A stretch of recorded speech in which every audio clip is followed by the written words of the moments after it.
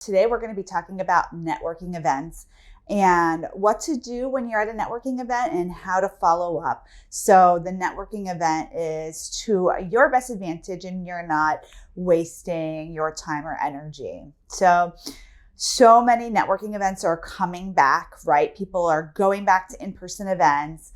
Other clinicians are excited to network. They want to meet people. They want to know how to build their practice. And so they're just super excited. I think I've seen across all different places, people are really excited about in-person events and especially networking events.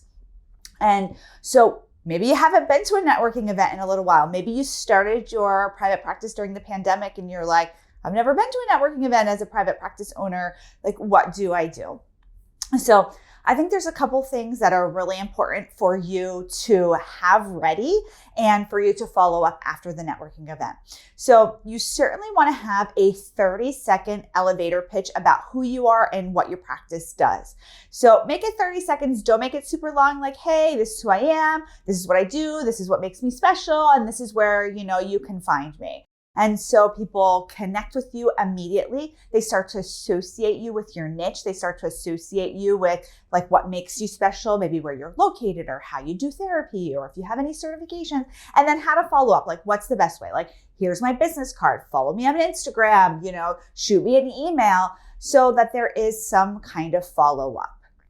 When you're at networking events, also be sure to be interested in what other people do. You never know who you're going to meet at a networking event who can be a great referral source either for you or for you to provide referrals for. That's what I love going to networking events for is yes, we are always excited to get referrals in our group practice, but we are always looking for specialists. We're always looking for people who accept insurance. We're always looking for people maybe outside of our area, but close by. That's people aren't really they'll maybe see us online, but we're a little too far, but they want to, go to somebody closer to them. So we like to really connect with people. I have met so many amazing people at networking events that I get referrals from and send referrals to. And so what is helpful about that is the follow-up piece. If somebody says, hey, shoot me an email, follow up with me afterwards. I'd love to take you for coffee or follow me on Instagram, follow up and have your ask for people. Hey, follow me on Instagram and shoot me a DM and, we can connect. So then that way it's not awkward. I met this person at a networking event. Was I supposed to contact them? Is it weird? Do I look like I'm just fishing for referrals? What is it? Start a relationship with people, right? Don't make that relationship one-sided. Don't just bombard people and be like, yes, I'm looking for referrals. I'm this, and this, and send me referrals. It has to be a reciprocal relationship. Ask who they are, ask about what they do, how you can send them referrals, and the same thing, then offer that same information to them so that you start a relationship, just like we start relationships with our partners, with our children, with our family members, with new people that we meet. This is the same exact thing. You're starting a referral relationship with somebody that you met at a networking event. And so be sure, even if you need referrals, right? I can always tell at networking events that people who really need referrals, and it is okay. That is great. But they bring this energy of I really need referrals. Can you help me? And that again is super okay. We've all been there. I've certainly been there at networking events.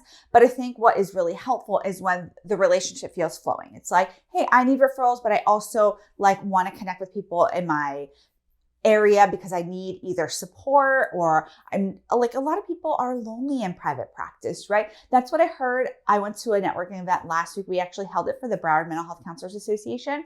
And I heard a lot of people say I'm lonely in my hallway. I'm in a solo practice. I don't get to connect with clinicians and I'm new to this area and I really want to meet with people. So there's so many reasons why people go to networking events that is really important for your practice. I'm going to talk about one more way to really optimize going to networking events. But first, I want to thank our sponsor, TherapyNotes.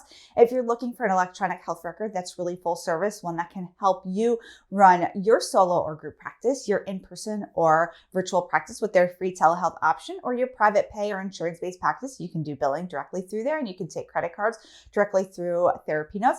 They are a great electronic health record for all the functions that they have. And they also have wonderful customer service. You can pick up the phone, you can give them a call, and you can get the guidance that you need. So I highly recommend TherapyNotes. One thing that I found to be very helpful is to repeat going to networking events. So if there's an organization that hosts monthly networking events, go every month. You will start to become like famous there, right? Like it's like, oh, I saw you last time, like so good to see you. And then people start to get to really know you. It's not just like a pop in and a pop out. You're really a part of the process. You're really building something with people. And it really helps for referrals because then people really know you. They know, like, and trust you, right? Because you're going to these events.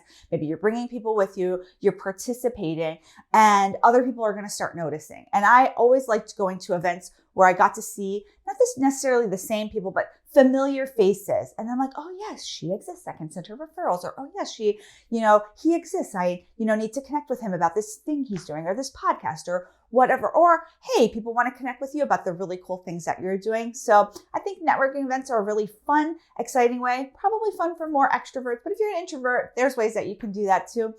I hope this was helpful. I'll see you soon, everybody. Bye.